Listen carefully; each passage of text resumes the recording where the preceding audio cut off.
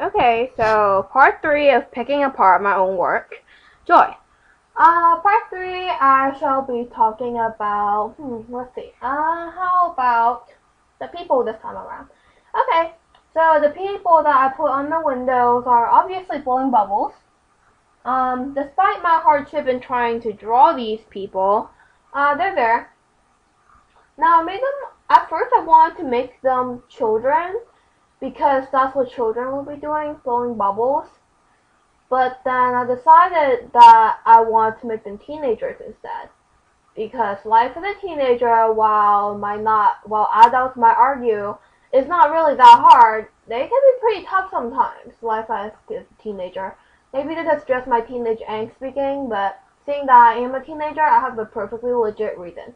I can even provide you a biological reason for why I'm going through all this.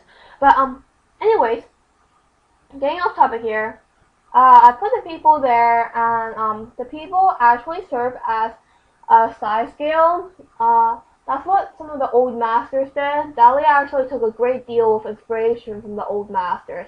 Around his time, Cubism and Post-Impressionism and stuff are all the rage.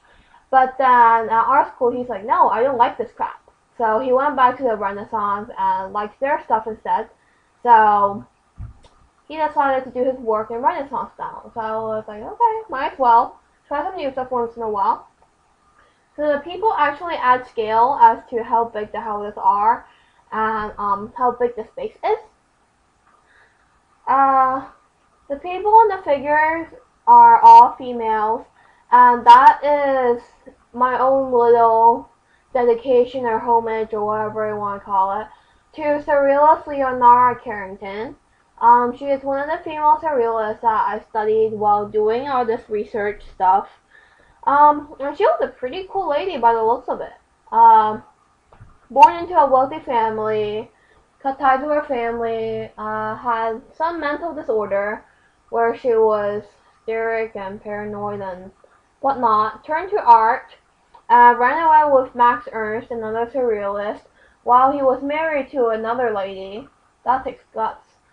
She was pro-feminism. She thought that females were strong figures, when all the male surrealists are sexist, and thought that they weren't. The male surrealists, when they painted females and as symbols in their paintings, they thought of them as puppets, and they used mantis, because female mantis, after mating, would eat the male mantis. So the weirdos went and took a bunch of mantis, bred them, just to watch the females doing that.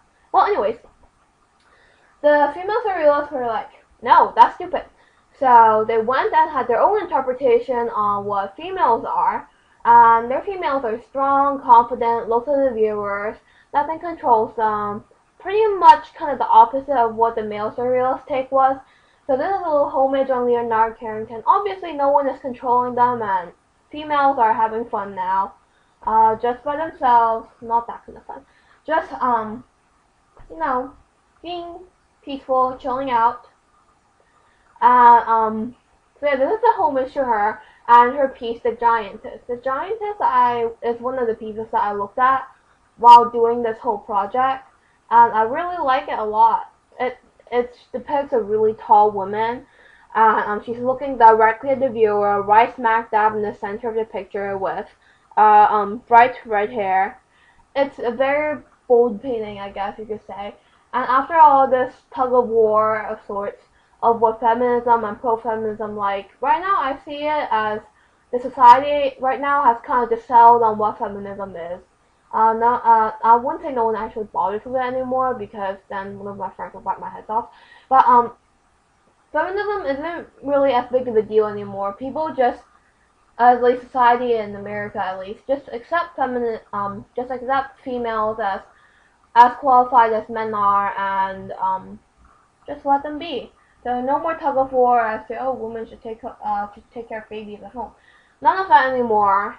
So here they're just peaceful, chilling out. None of this warring between males and females thing.